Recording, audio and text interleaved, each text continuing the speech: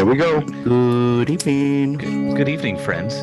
Welcome to Just One Song, season of listening. It's not even a season. We're just doing a listening episode. My name is Kurt. With me tonight, I have Adam Orozco. Hey. Leandro Barrientos. Hello. And introducing a new member to the Just One Song family, we have Monica. Hey, Monica. Hello. Monica. Monica, welcome. Round of applause. Welcome. Monica, thank you so much for being here. I really appreciate your voice and you just bringing some levity to us buffoons. Yeah. So I sent Monica our last episode, and she listened to it, and she goes, "Man, you guys really could have used some fact checking." And I mean, yeah. The information you guys do know just off the top of your heads, I asked Kurt to guess maybe we could write something down in advance sometime. Nope, you're on your toes the whole time. We might want to have Monica switch to our other headphones. You're cutting out like crazy. Oh, A lot. We're gonna have like wah wah wah wah wah wah, and we're gonna be like, that's a good point. We were wrong on that. Thank you, Monica. Thank you, Monica, for looking up the Weimar Republic Constitution of 1935. Dude, when we get to an episode where we bring up the Weimar Republic of 1935, I can't wait for that episode. Right? Well, that's why we need a fact checker, because I don't even know if that's a thing. That's when we talk about I hope K-pop. it is. Yeah. K-pop in the Weimar Republic. It's not a perfect process. Yeah. So who are we listening to tonight, Mr. Leo? You know, I want to just invite all y'all folks to take a little walk with me down memory lane. Okay. Now, picture this. It is right around the housing market bubble crash of 2008. A young Leo, hey, that's me, I know him. decides to stay in his suburban town of Corona, California, when his whole family uproots and moves to Portland, Oregon. And while living out of his 1992 Toyota 4Runner, he makes friends with the unlikeliest of pals, a banjo-playing young man, 2 years his minor, that sounds creepy, 2 years younger than him, named Blake Miller. Now, today's show is not about Blake Miller. It's about Jordan Miller, his younger brother. Oh. So he's how many years your minor? I don't even want to do that math. Yeah, I stopped doing There it math. is, your junior. My junior. That sounds like I'm a dad from the 1950s baby boomer. That's my junior. Not my junior. That's my junior. That's the name of the show. That's my junior. My junior. That's my junior. My junior. My junior's junior. You said unlikeliest of friends, but knowing you, a banjo playing dude, seems pretty likely to me. It Yeah. fit the thematic narrative of what I was going for. I don't know if it landed. Unlikeliest of friends, because we didn't really he was friends with my brother, but it was a very likely of friends. You traded brother friends. We I see. traded brother friends. He was an Eskimo brother. Oh. Whoa. Is That's that quite not a the brother. right? That's Is not that what not that the means. right? Okay. Monica, what does Eskimo brother mean? Oh my God, Monica! It's your first fact check. First fact check. I'm so Fact excited. Fact check. what does Wow, wow, Eskimo wow. brother mean? That sounds like we need Urban Dictionary here for this. Do it. It's like a sex thing, isn't it? I don't know. I just thought it was the right thing to say. Anyway, Jordan Miller. Oh, Monica has an answer for us. Wait, it's when two males acknowledge that they have been intimate with the same female, but they remain on good terms, and they're now bonded by having shared the same igloo at one time or another. Whoa. That is. Presumably, the quite- igloo is a euphemism. So Monica, definitely, you Yeah. earned your paycheck. All right. we're paying you in cryptocurrency, so I hope you're okay with that. Dogecoin or something. It's not worth I just sent the much stock now. Yeah. Just by saying it out loud, it increases the market value. Right? Dogecoin. Oh God, cryptocurrency is the worst. Different tangent, different day. Blockchain and streaming is a good conversation. Yeah, we can talk about that on another episode. Yeah. Today Not is right a episode of listening. And today we're listening to City of Fakes by Jordan Miller, the younger brother of my good friend Blake Miller, who Jordan Miller became a good friend after, all these years. We kept in touch. Jordan moved to Nashville, Tennessee. His dad ran the Johnny Cash Museum at the Fender Center in Corona, California. So if you guys didn't know this, the Fender Center, the Fender Factory, one of the main ones where they build the Pro Shop guitars, is in Corona, California. Yep. I believe, is it Santa Ana is where they built wired pickups for a long time. Anyway, Did they? the Fender Center was like an offshoot community building created by the Fender Guitar Company off of Main Street in Corona. It's now defunct. They used to do Battle of the Bands there. They had free community music lessons to I kids. saw the Steve Miller band there for its opening. Exactly. Yeah. They had Steve Miller. They had Joe Walsh came through there. They had a lot of big name classic rock from the 60s and 70s acts go through there. Jordan Miller grew up around music his entire life. So he was around like the good stuff. And that reflects, I think, a lot in his music that he's writing now. So the song we're listening to today is called City of Fakes. It was released in 2021, written in March of 2021, written by Jordan Miller. And Jordan is a pretty prolific songwriter. I think he's had a score of albums and singles that he's released in just the last 2-3 years. So I'm just looking through his Spotify account. He's had 1, 2, 3, 4, 5, 6 singles and albums that he's put out since 2019. So prolific songwriter, covers a lot of ground, definitely is coming into his own style. Really excited about like digging into this one today. He's probably made at least $10 from this stream. I wouldn't go that far. I would say, wouldn't? not saying on the amount of streams he's made, but we all know that Spotify pays 0.0001 cents on the dollar. So I think the math that they did is like you need to like net to make just $20,000 a year. You need to like have millions of plays like daily. Yeah. Wow. No, you can't make a living off Spotify unless you're making a living off of a record label already. Unless you're Joe Rogan. Which ironically, I think the heat on Spotify currently, and we're going to take a little side tangent. We're going to get to Jordan's song here in a second. I think it's hilarious that the heat on Spotify is just now being, bubbling up to the surface where people are mad about, a certain podcaster, saying certain things on the platform of Spotify. But y'all weren't mad for years that Spotify predicated its entire business model off of tangible music that it didn't create.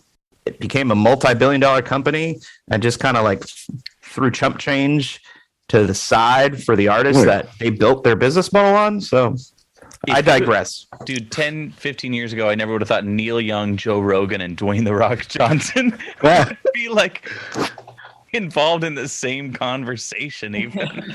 It's kind of a beautiful place that the American consciousness has gone to. Or we are all in hell and we're like this fifth circle of hell in Dante's Inferno.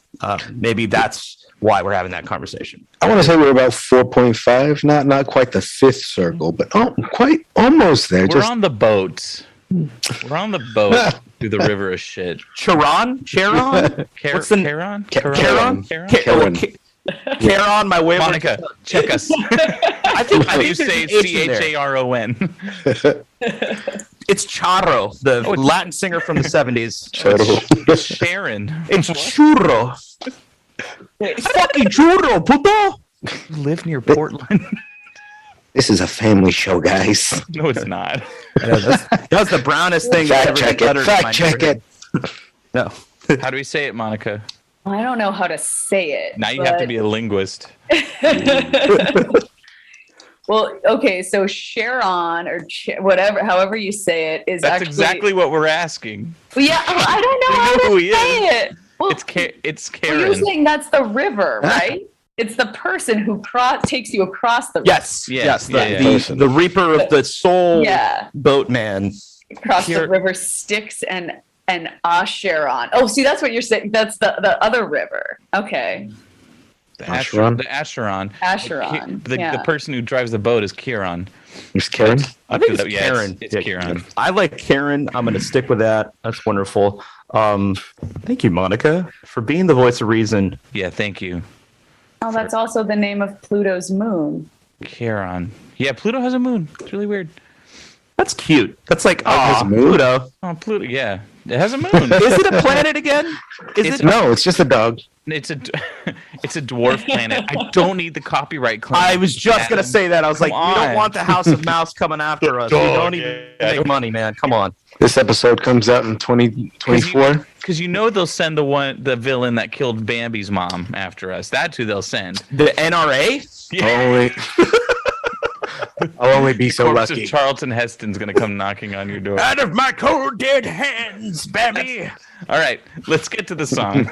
A little backstory on the song. So, written, produced by Jordan Miller. Yep. Guitars, vocals, drums, all performed by Jordan Miller. Here's my buddy Blake Miller. He's on bass guitar. Ooh. There's a string section performed by Matt Combs. A pedal steel guitar performed by Russ Paul. The session was mixed and mastered by Ben Turner. Didgeridoo featuring Featuring the guy from Jimmy Fitzhugh. Rusted Root. Do they have a didgeridoo? Didgeridoo is what my wife calls my cat, Fig. You know how like everybody has like 50 names for their cats? That's one of the names. She's gonna hate me for. Oh, nobody listens to the show, so she doesn't care. She doesn't listen to the show either. Yep. Do any of our wives listen to the show? No. Yeah, they have self-respect, Kurt. Self-respect. Right. No, We're dragging Monica down with us. down with Sharon. Want to be this perfectly kind person that I met? Let's ruin their life. Have them commit to something that'll cost them nothing but money. I'm sorry. I got to speak positive of the show. It's fun. We'll go with that. That's great. I mean, you know what's great about this show? Jordan Miller's song that we're about to That's exactly right. There's a short little blurb that Jordan shared, and I wanted to read it, because I think it's a nice little precursor before we get into this song called City of Fakes, which was released in 2021. In March of this year, 2021, this is according to Jordan Miller, his words sent to me. In March of this year, 2021, I decided to take a deep dive into Waylon Jennings and Willie Nelson. I listened to those two artists almost exclusively for several months. About a week into that, I decided that I wanted to make a Blue Room Movie Club record that was inspired by these records. My favorites became Willie's Shotgun Willie, Red-Headed Stranger, Waylon's The Ramblin' Man, Dreamin' My Dreams, and their collaborations Wanted, The Outlaws, and Waylon and Willie. City of Fakes was the first track that I wrote for this project. It started with me playing around with some countryish chords and structures. It was a very simple progression, but one that I couldn't shake. The words just came to me. I did several mumble track recordings to the progressions, and the lyrics came pretty quickly. That's a exercise that Jeff Tweedy uses in his book, How to Write One Song. I also think it's hilarious. These are amazing songs, by the way. The kind of inspirations, that just the titles of these songs, just on face value, like Willie's Shotgun Willie. Great song. Inspirational. I can't take it seriously when you. Sigmund Freud would have something to say about that. What do you have to say about that? I don't know, something about His mother. penises and guns being an extension of whatever. The shotgun is a metaphor for your penis. Why did I sound like Borat? I don't know. You were going for Freud. We'll take it. Hey, Freud sounded like Borat, didn't he? It was not No, a he Freudian was- slip because it was intentional. He was Austrian or German? Austrian. Monica. Whoa. Was he Austrian? Oh my God, Monica, check that out. Sigmund Freud. Austrian, yeah. Austrian, yeah. Ding ding ding. He was an Let's listen to ostrich, the yep. song, City of Fakes. All right. Ready? You guys ready? I'm Yeah. gonna count down. 3, 2, 1. Press play.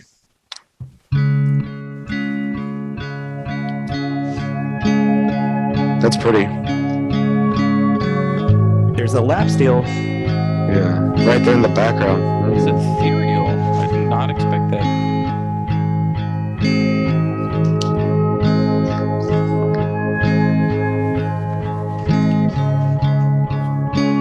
Three chords and the truth. Willie Nelson. Night alone. Some ASMR lyrics there.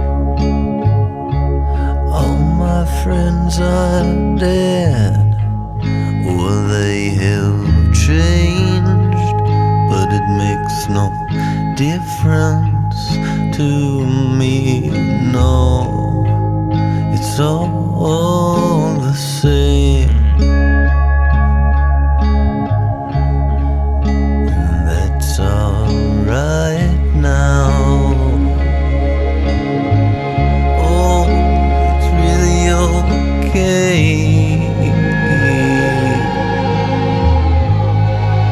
I still go out most nights I like the strings. to numb the pain.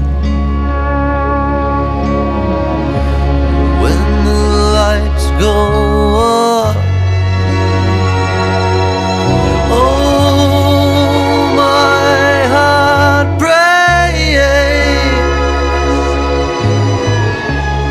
Another night alone in this city of fate. They play in the dominant seventh of that chord to get that dissonant feeling. I like that a lot. So Yeah. good. There it is.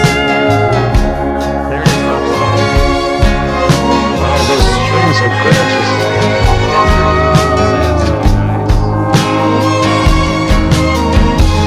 Kind of like a cantina. Folklore vibe.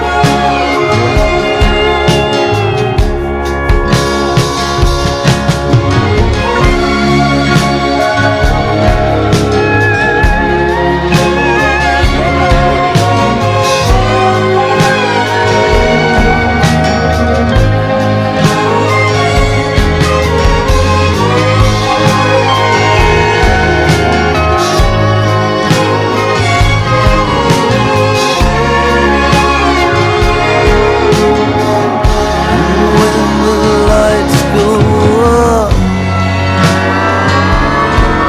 oh, my heart prays. Another night alone in this city of fate.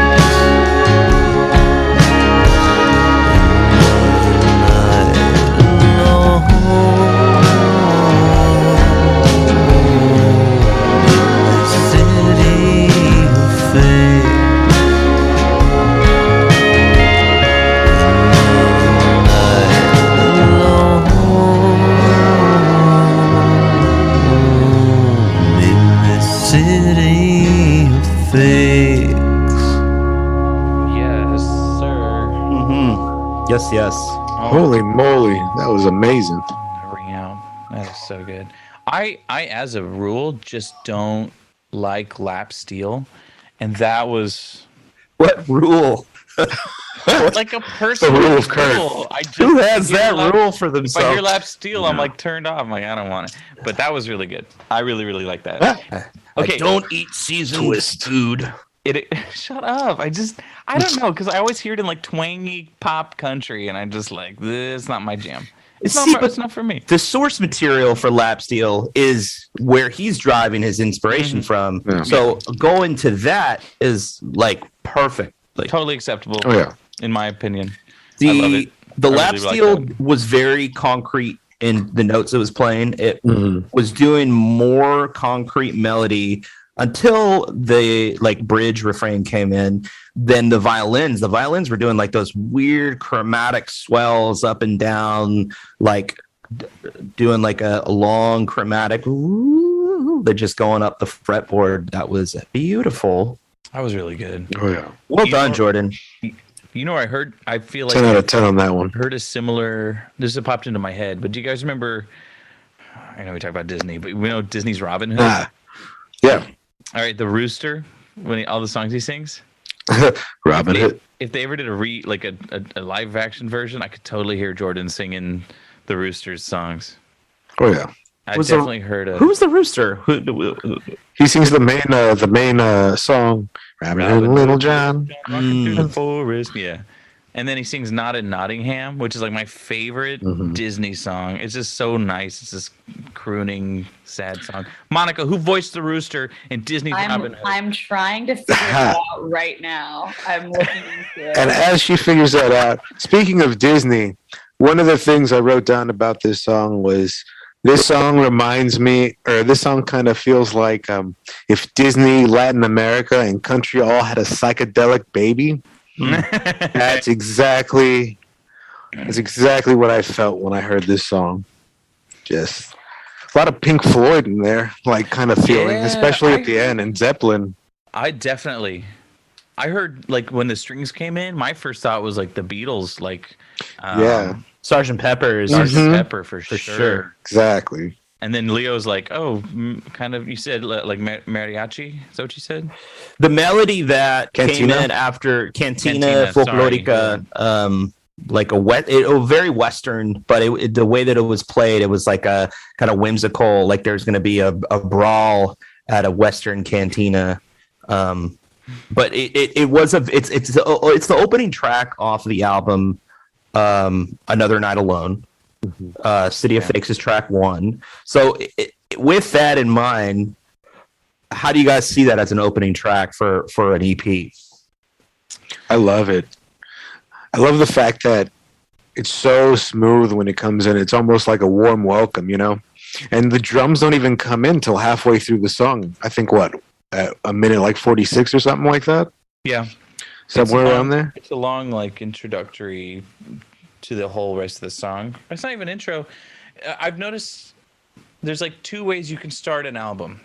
You can always start it with, really fast-paced, high energy, or you can ease someone into it with the whole feel. But it sets the vibe for the whole of what you're going to be listening to. Mm-hmm. And if the whole album kind of follows in this style, not exactly like this song, but it's like this really pretty, almost ethereal, very interesting, and like it keeps you actively thinking, but also I don't know, it's like it's super. I don't want to use the terms laid back and chill because I feel like it's used over a lot, but you know what I'm saying. If the whole album follows suit, I want to be listening to it, the whole thing. So Jordan Miller writes under the moniker of Blue Room Movie Club, and I'm gonna need to ask him where he got that name. But so if you want to listen to the song on any streaming platform, Blue Room Movie Club, I definitely think it sets the tone. Like it brings you into this world without being overbearing, like you were saying, Kurt. It's almost like the beginning of a show where they open up the curtains, the lights turn on. When you see a show at a theater, like a musical. And it has that whimsical feeling of like a musical, right? Because it's kind of like the way that they soundscape it with the engineering was done masterfully with the strings and the swells. It like introduces these thematic ideas of the song, the sounds and the song in a way that's like introducing characters on a stage show. So that's the feeling that I got, where like, here's the introduction. We're going to open up the curtains, but slowly we're going to like bring you in real gently. And then it hits you. The beginning, his vocals. Oh man. I loved how the background stayed in the background, but his vocals were so in front of you. It's almost like he was like, it was like he was whispering in your ear, but he was like singing to you at the same time. Like ASMR. Yeah, right. ASMR. I thought of Elliott Smith, how Elliott Smith would just basically just get up into a microphone and talk like straight to the soul. And he did. Exactly. Jordan does that very well with his vocal performance and the miking technique, and just having that proximity of like the urgency of what he's talking about But yeah, I agree with you 100%, Adam. Like You could hear when he moves away with his singing too, like when he sings in the higher notes, like when he's projecting out. Like it was, I loved those moments. Oh yeah, and then like compared to like the background where it was like it's almost like a smooth meditation, like having his vocals come in at that point, like what was it, like 30 seconds in or something like that. It was almost like a little disrupting, but it was like a nice way to like catch my attention. They'll be like, oh, this is the next thing that's coming up. It was really well done, especially for an intro song. He built it really well. It built Oh, it yeah. really well. Monica, two things. Did you find the actor who does the voice of the rooster?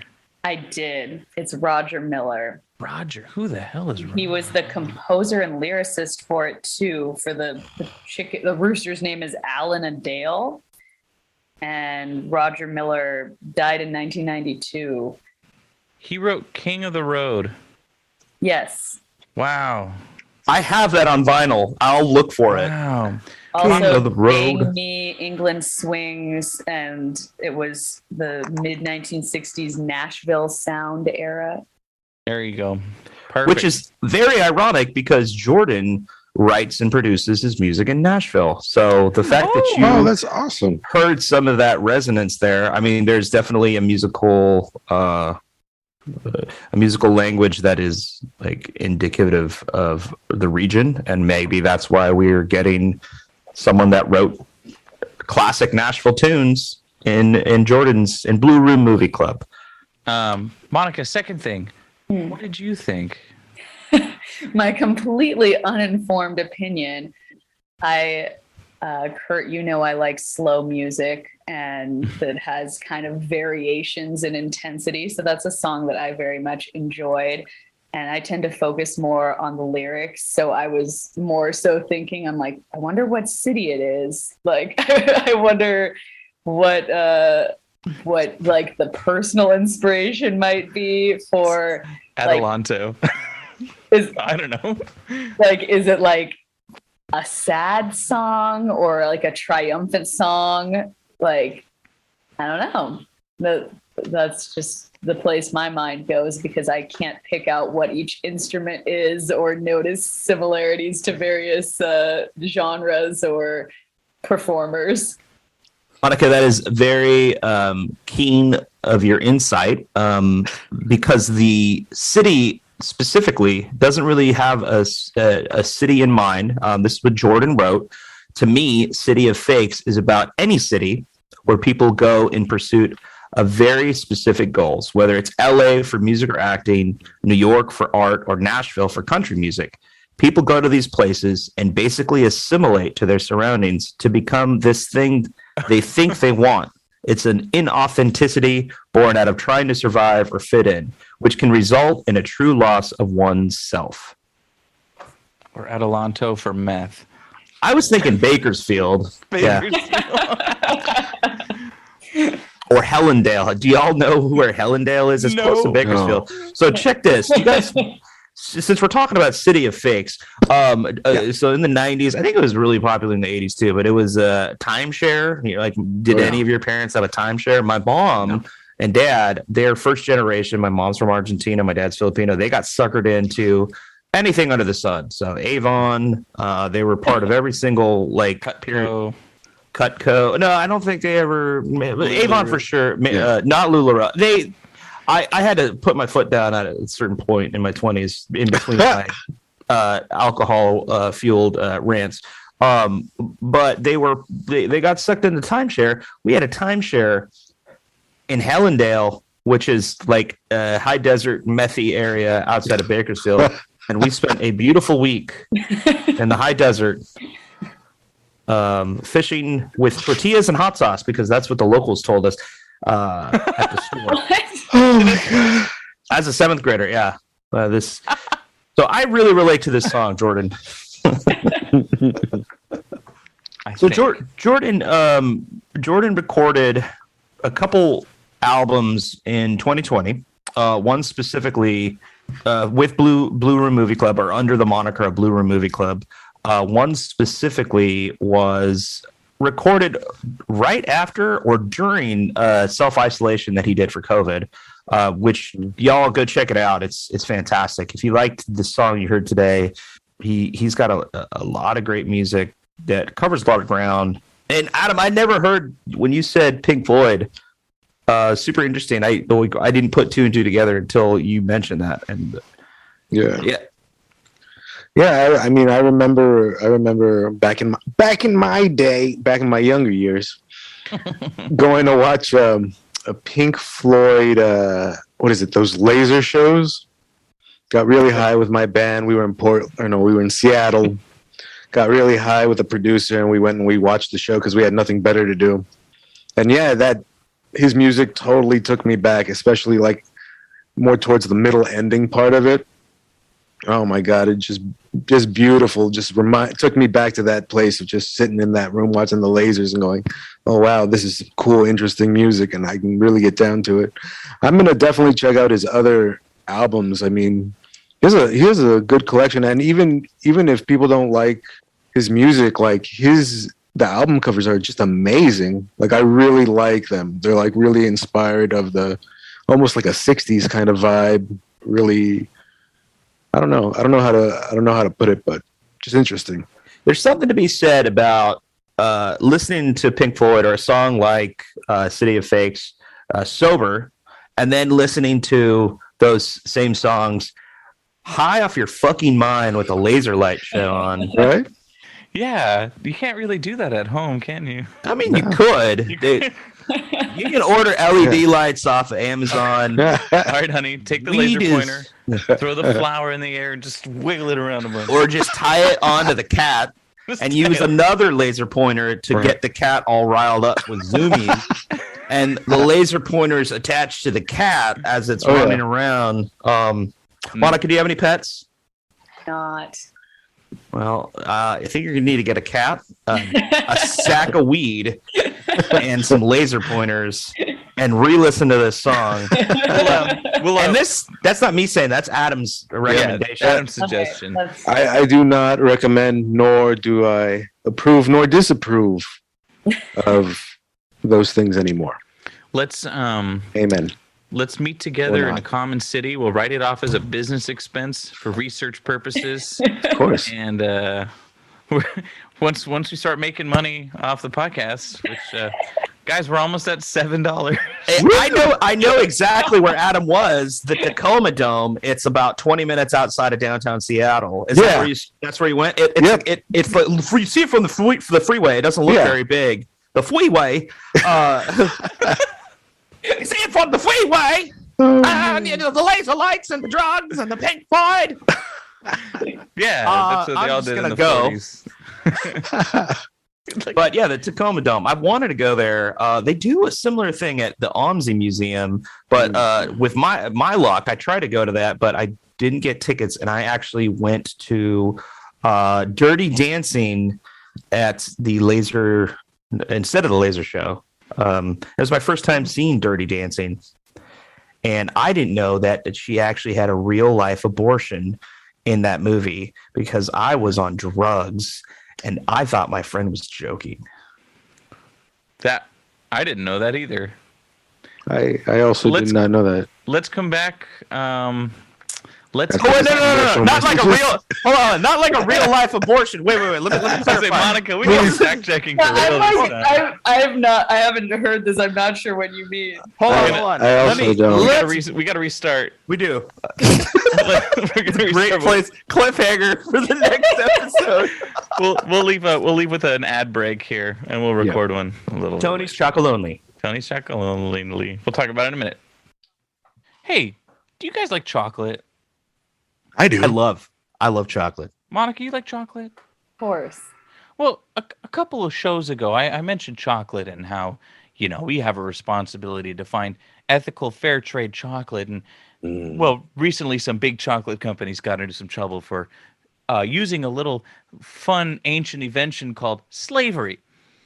So we've had to find... Child slavery. Oh, child slavery, the specific brand of slavery. But Leo has a solution for us. Leo, why don't you tell us a little bit about it? I'd like to introduce y'all to Tony's Choco Lonely. Chocolonely. Oh man, Tony's chocolate. And from their mission statement, chocolate is one of the happiest products there are, but the realities hidden within the cocoa industry are not so sweet. Today, there are 1.56 million cases of illegal child labor and 30,000 cases of modern slavery on cocoa farms in West Africa. This is the result of unequally divided cocoa supply chain. So we said that we weren't going to have chocolate until there was an ethical sourcing of chocolate. I think we should give our business to Tony's Chocolonely. Tony's Chocolonely. Oh, let's look up some chocolate flavors. Ooh, dark chocolate, cocoa cookie, citrusy caramel. Mm-hmm. They have milk caramel cookie chocolate, dark milk chocolate, milk hazelnut. Delicious. Oh, dude, these are 6.35 ounces for $5.95. That's actually pretty good. That is a deal. Not bad at all. Cool. I think I'm going to buy some of Tony's Chocolonely. Monica, do you like chocolate? Well, luckily the dark chocolate flavors you listed, I looked and they're vegan, so that's Whoa. important Yeah. for me. Everyone's needs are covered. Yes. So Hot diggity daffodil. so we can eat chocolate. We can also contribute into ending child slavery, and we can have delicious flavors. Truly guilt-free. And you could design your own wrapper too. Just another cool little flavor. Go to tonyschocolonely.com, folks, for all your guilt-free chocolate needs. Tony's Chocolonely. Get it now. All right, so Welcome back. Yeah, Back from had a break. commercial break. Leo, let's get a little clarification on that fun point you just made. Yeah. So let's backtrack. We We're were just doing I'm a lot of work right No, now. I'm sorry, Monica. I mean, it's part of the game. It's part of the show, right? I got to backtrack. So we talked about Tacoma Dome. We talked about the laser light show. Yep. There's a similar laser light show that happens at the OMSI Museum in downtown Portland. Got it. I didn't go to that. I went to an outdoor showing of Dirty Dancing, the movie, with some good friends of mine. Wait, hold on. So we're talking about Tacoma Dome. I'm just following. We're talking about. I'm following, retracing our steps. He saw a Pink Floyd laser light show. Yep. You talked about, that's near the OMSI Museum. I've never been there. Instead, I saw this movie, which is unrelated to everything we're talking about. Yeah, keep up, Kurt. Okay, I'm sorry. Keep going, Mr. Toad's Wild Ride. Oh no, another Disney reference. bruh. It's a twist. We'll edit that one out. So here's I didn't mean that they performed an actual abortion in the movie Dirty Dancing. And it sounded like I said that. I need to clarify. I'm sorry, Monica. I'm sorry, listeners, all fucking three of you. I'm sorry, Adam. I'm sorry, Kurt. It's what like I all meant of to India. say, I went to, I was huge in India, kids. I would love to go to India. Our listeners. So I went to go see Dirty Dancing. I ate a magical little candy that made me feel funny. Then I went to the snack bar and I got my wife a glass of wine and I bought some Cheetos, walked back from the snack bar, didn't know what had happened in the last 5 minutes of that snack bar. I'm sitting next to my friend Sean and I say, "Hey, Sean, what just happened? Why is that girl in a bed?" And Sean always says funny shit and tries to fuck with me. And he said, "She just had an abortion." And I thought he was joking. And so I started laughing. Not that that's funny, but I was like, that's crazy because this is like a family-friendly movie. And this was released in the 80s. And I went the entire movie thinking that was the funniest joke I had heard the entire time. And then I realized at the end of the movie, she had an actual abortion. The character in the movie, Okay. I don't know her name. The That is the character story. from that movie in the 80s. Blue Room Movie Club. That would be City the of Faith. worst case of method acting. Yeah. I second that. Worst case. Sorry. They offered the role to Daniel Day-Lewis, but he just took it way too far. They're like, after my left foot, I think Daniel commits a little too much. Did they? For Gangs of New York, he actually carved his own eye out. Man, method acting is a weird duck. Okay, so Monica, I might need your fact checking for this, but I read that for the Crucible, Daniel Day-Lewis actually built the house his characters lived in, and he lived there for like I think a number of months before they even started filming. Could you imagine landing your first movie role and they're like, and you're starring in the reprise of Annie Get Your Gun. Well, who's the actor playing Annie? They're like, Daniel Day-Lewis. I can't. I would seriously, I would change careers. I'd be like, I'm good. Lincoln 2, Tokyo Drift. You can add Tokyo Drift to anything, and it makes it fucking hilarious. Oh yeah, Winnie the Pooh, Tokyo Drift. Another Schindler's Disney List. Tokyo Drift. Since we're on the topic of method acting and letting you being inspired by your region, by your environment to create the art, I think that this song, "The City of Fakes," is heavily about that. Is about like thinking that where you go is gonna kind of like be the conduit for your creativity. Because Jordan grew. I don't know if he grew up the whole time, like his entire youth, but he did spend some time in Southern California, in Corona specifically. That's where I met him. Okay. And he didn't become the songwriter he is today until he moved out of Corona. And he does have songs that I've seen that are thematic to like California. So what do you guys think? Do you think we're products of our environment as far as like music making, songwriting? Definitely. I think that when we, wherever we grow up, our art is our surroundings. It's like what rap said, what hip hop and rap people say all the time. I talk about, or they rap about their surroundings, they rap about the people around them. So I think 100%, where we grow up is going to be where our sincerest music is going to come from, because all we really doing is telling our story and communicating in our way, in the way that we see the world. So I think 100%. I'm with Adam too, especially through like the experience I've had with the show with all the songwriters. They all write so differently, but it's all based on like how they learned, where they learned, why they learned, and being creative, songwriting, painting, any sort of artistic expression is some tangible product of your feelings, your emotions, your upbringing. Like, here's an extreme example. Gigi Allen didn't come out of nowhere. How did I know you were gonna bring up Gigi Allen? I was like, this motherfucker is gonna talk about Gigi Allen right now. But he's definitely a product of his environment. And I use him as an extreme example. Not that I want the kids to be educated on Gigi Allen, but like, it's true. You are a product of your environment, and your art definitely reflects that. Can you just say 2 facts about Gigi Allen so that the younger generation know? You can look up coprophilia and bananas.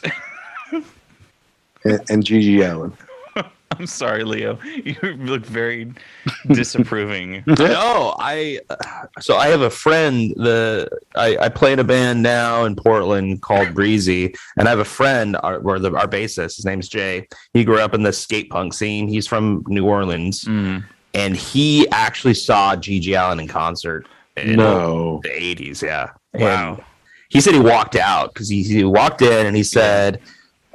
He was throwing glass bottles at people, and it was like disgusting. And he was like, "I got to get out of here." Oh, dude, please don't take anything I say about Gigi Allen as me anyway condoning his art, his music. Throwing poop. He was throwing poop. He said in an interview once that if he didn't like embrace the punk scene and music, he probably would have ended up killing people. Like, I can see that. He straight up admitted that in an interview. He's like, so I'm just glad I have a microphone and an audience because otherwise it's just murder. And it's like, yeah. Can we fact check that one? But your point, Kurt, of like you're a product of your environment, that's an extreme point for sure. But yeah, I think, well, I don't want to talk about Gigi Allen much longer, but I mean, he grew up in a very abusive, religiously repressive, and extremely toxic, word toxic, but a very unhealthy environment for a young person to be raised in. And that's kind of what punk is too. It's rebelling against garbage, things you can't control, things you just thrust upon you. So the best thing to do is rebel. But like, yeah, we're that's kind of just personality, nature versus nurture. There's definitely genetics that determine who you are, but your experiences and how you perceive the world around you, your expression of those experiences is definitely reflected in your art, no matter what it is, you know. And that's unless you are in the business of pandering, in which case not super genuine, and it can be seen a mile away. People know. Away. And people can tell inauthenticity. And embracing that's kind of the pop music world. And you know, there's nothing wrong with that, because sometimes you don't want anything deep. Sometimes you just want something to dance to. Sometimes you just want to express the energy that's inside you. And I think that's some of the, when you're looking at punk. lyrics. Yeah. Pop, or sometimes you want to make money. Yeah. Dude, it's the big pop music that funds all the little music.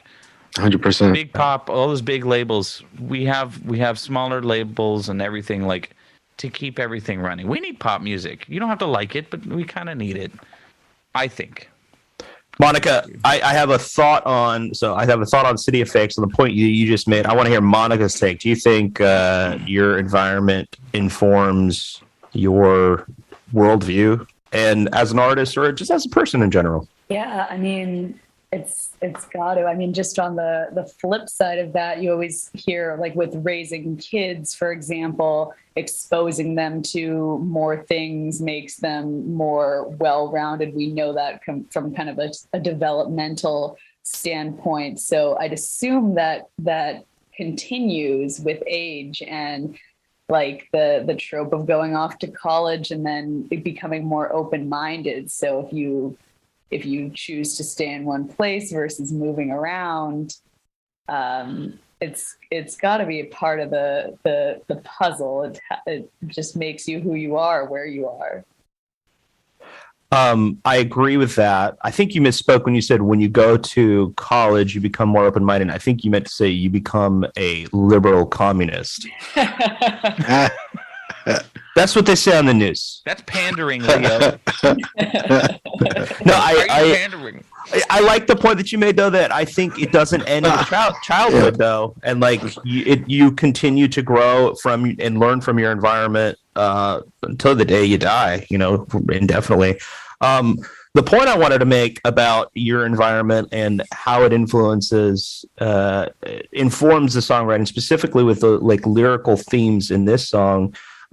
Jordan's talking about how we think that shouldn't be the predetermining factor in order, or the catalyst to create art. And I think that's one of the thematic elements in his lyrics, is thinking that if I move to Nashville, that's going to be the conducive environment to create. Or if I move to LA, you want it.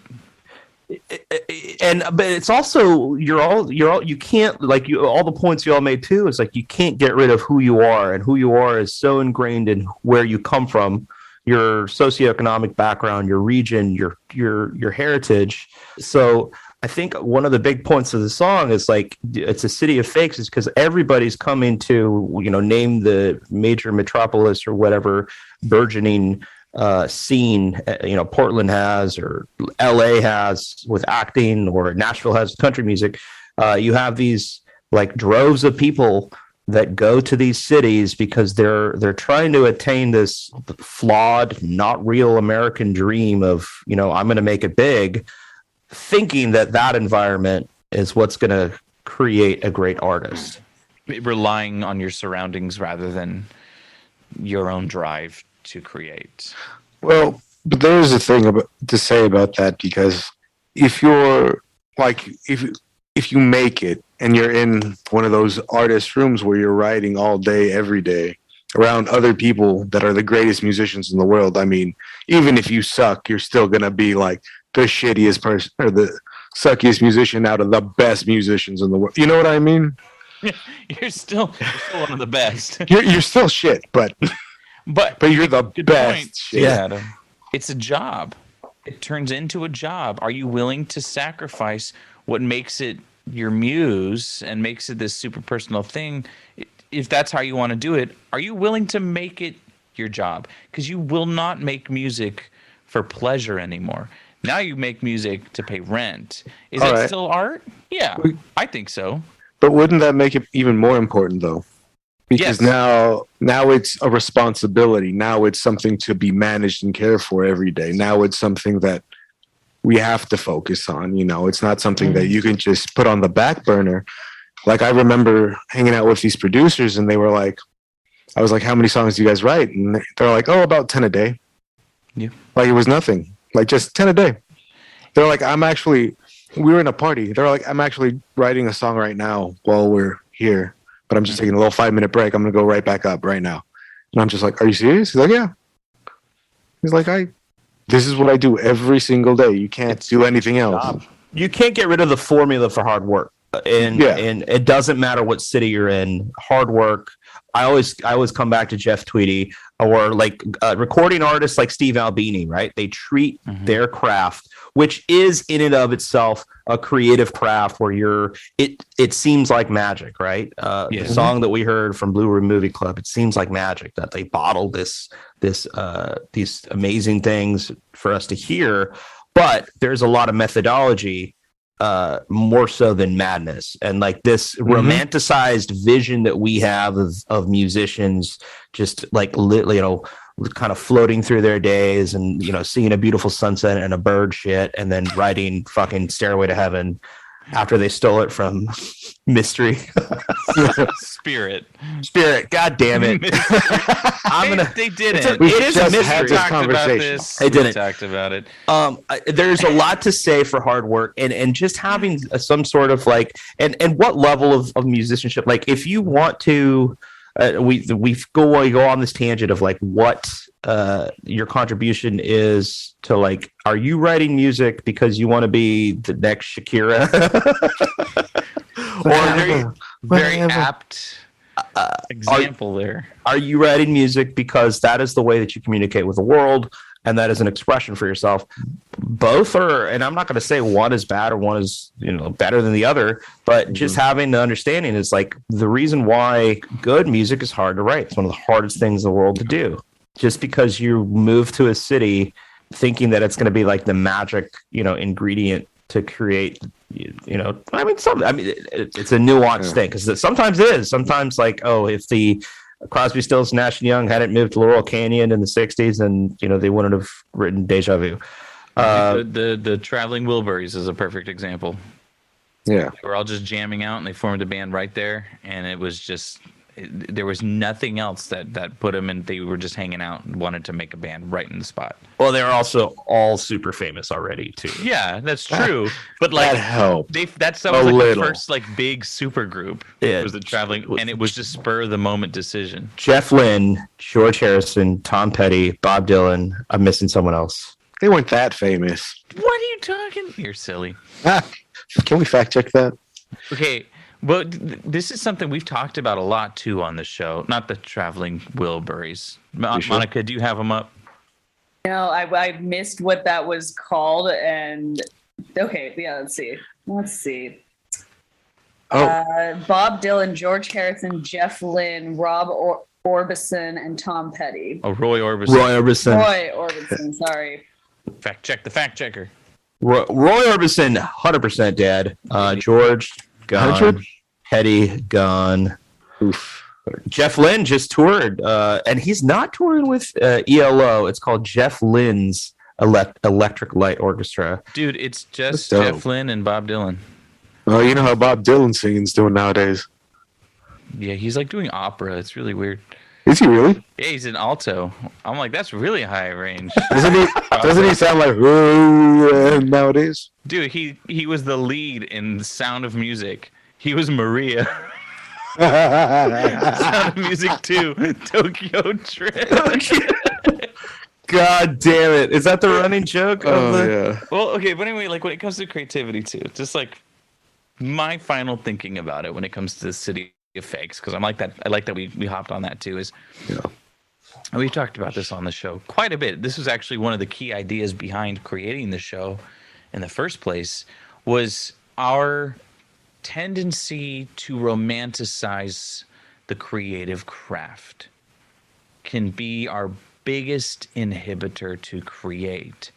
And so we look for different motivations to try to force us to make something, whether that be doing a bunch of drugs or moving to a different city. There's always trying to find this inspiration. But something Jeff Tweedy mentions in his book, what's the book called again, Leo?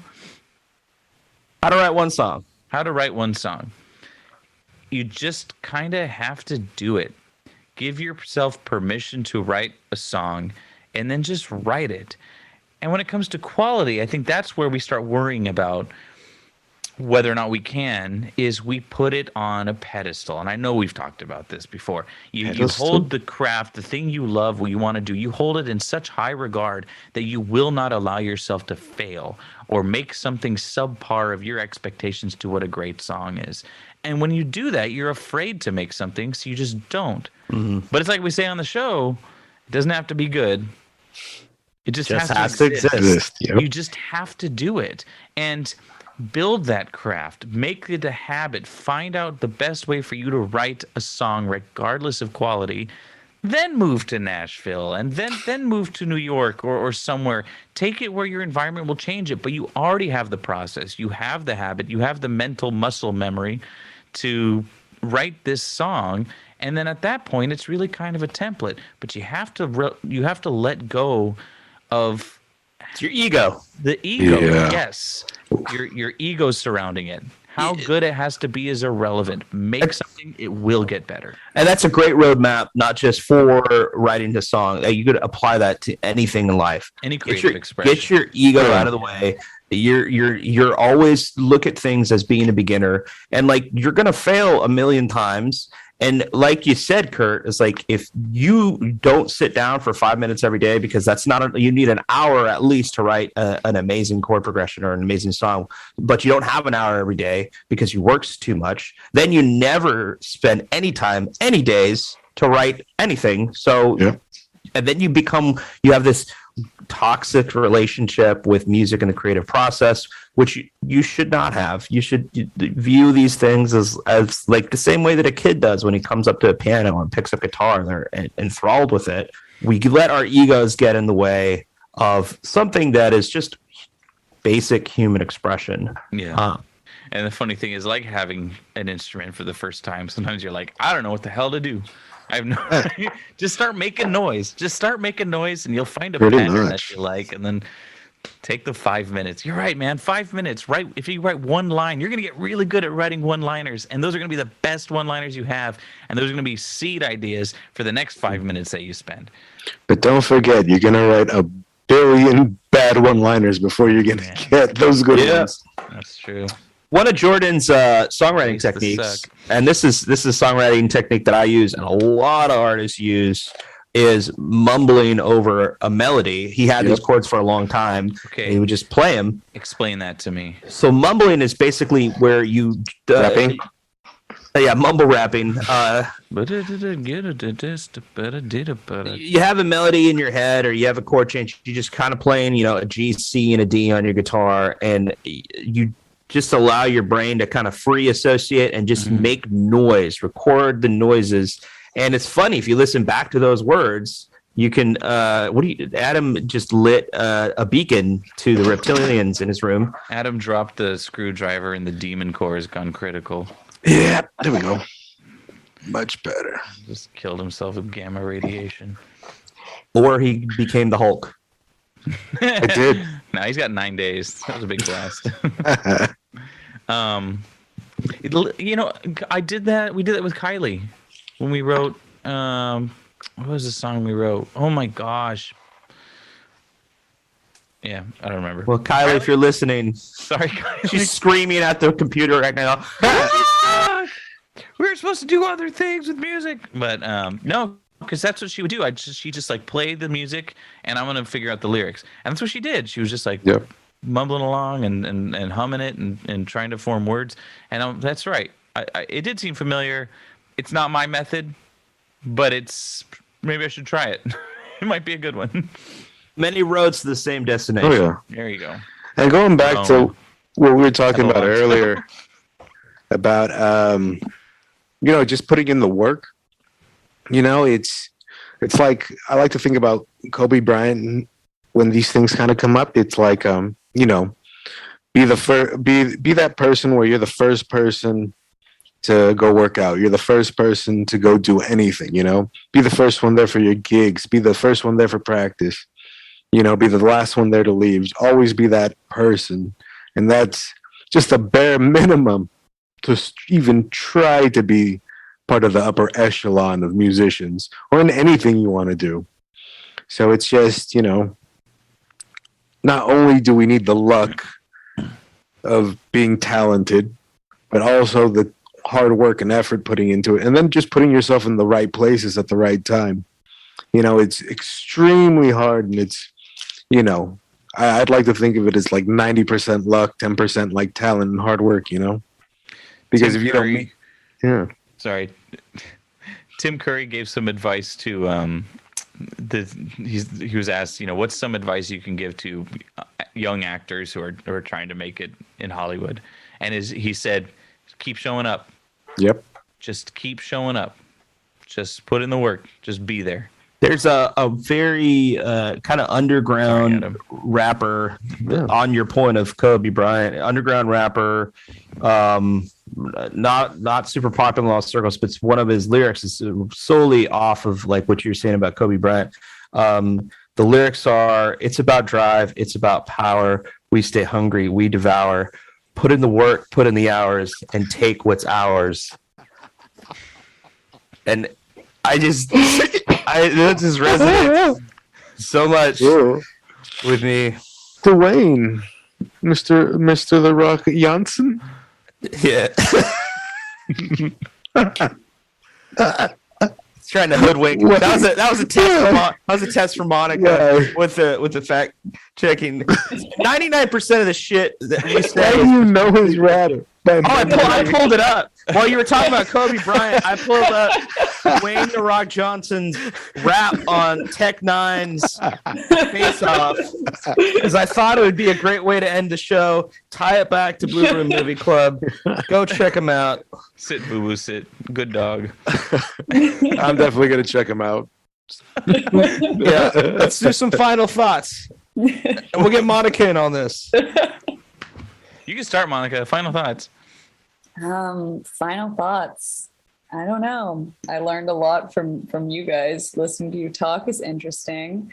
I don't know very much about music history, but it's interesting to learn more. Oh, you'll get a crash course in correcting us. Yeah, neither do we, Monica. We don't know jack shit about shit. Learning, not so much. Guessing wildly, 95% of what we do. I can recite rock lyrics all day long for you. Please. That was really funny, and I'm Please. so sad that I didn't know that song enough to like get the joke, and that just again goes to show how clueless I am with music. I'm sad that I knew I could recognize that they were the Rock's lyrics. I know. Before you started laughing, a single tear went down Adam's face, and it looked like a tattoo. I just killed a man in prison tear. Oh, I'm still crying. Oh my god. Adam, final thoughts. Final thoughts. Your buddy is a really, really good musician. I love his story, and I love what he's doing with music and the scene and progressing it. I'm definitely gonna, for the next couple of days at least, like try to listen to some more of his stuff and get more into it. And if you can get in contact with your buddy and see when he's playing shows, so people can start going out and seeing him, that'd be awesome. I really like that song. that I've been slowly coming back into lap steel guitar, just trying to appreciate it, and that definitely helped. The ethereal vibe was really cool. I really liked the instrumentation and the mixing. I liked the panning in the song was really great. I love that he was right up in our ears when he was singing, but he like backed off enough where it mattered. I think overall the composition was fantastic. I need to go back and re-listen to those lyrics. Man, City of Fakes. It's so, the concept is so like resonates with me, is working in, you know, the music industry, and it's like, man, the ego that just you feel in those cities, like those parts of the cities is unreal. And I might be envious of people who can pay for a house doing what, you know, our dreams, but like it comes with a price. It comes with a different price outside of money. But I really like this song, and I appreciate you for bringing this to our doorstep and putting this in our brains. So thank you, Leo. Thank you for giving me another rabbit hole to go down. Absolutely. I want to thank Jordan Miller, Blue Room Movie Club. Check them out. Spotify, iTunes, all those places that you listen to music. I thought the song was a great introduction to Jordan's music. It's a very refined, mature songwriting style that isn't overbearing. It eases you into the listening. All of his influences are you can see the foundations that he built his songwriting structure on without being derivative. The lyrical content was fantastic. We talked about it for an hour and some odd minutes. Just the concept of environment and the songwriting process. So I wanted to thank Jordan Miller and Blue Room Movie Club, and go listen to City of Fakes, folks. It's out there for you to check out and listen to again and again, and maybe turn your lights off and put some lasers on. Ooh, with a sack of marijuana. And that old laser machine at that garage we know y'all have. And they could also put on Tokyo Drift on mute in the background. Jeff Twitty, Tokyo Drift. Tokyo Drift. I want to thank Monica. Thank you, Monica. Thank you, Monica. Hope we didn't frighten you away. Thank you for having me. I didn't want everyone to hear me zipping up my jacket, so that's why I muted myself. Thank you. It's not cold in California, is it? I turned my heater off a couple hours ago, and now it feels cold. Yeah, that'll do it. This cold Santa Clarita winters. Yeah. We can't all be Kurt with his TV fireplace. The warmth of electricity. Right? The radiation. Oh, man. Well, thanks for tuning in for a listening episode. This was a lot of fun. Hope you guys enjoyed it. Check out Blue Room Movie Club. Take care, you guys. Have a great night, listeners. Night. Bye, everybody. Love ya. Jeff Twitty, Jeff Twitty, Jeff Twitty.